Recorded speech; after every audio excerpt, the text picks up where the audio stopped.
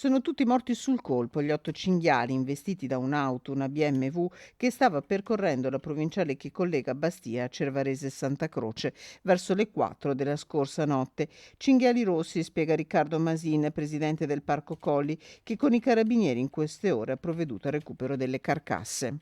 In quella zona comunque abbiamo già censito degli attraversamenti dal colle che scendono verso la pianura alla ricerca d'acqua, perché quello è il problema ancora in questo momento, dove scendono alla ricerca d'acqua. Sono stati investiti 8 esemplari, eh, catalogati sulla tipologia tecnica rossi, quindi sono esemplari di circa una ventina di chilogrammi, e sono morti tutti sul colpo. Illeso l'automobilista che percorreva la strada e andava a bassa velocità, fortunatamente. Anche l'auto ha riportato solo pochi danni.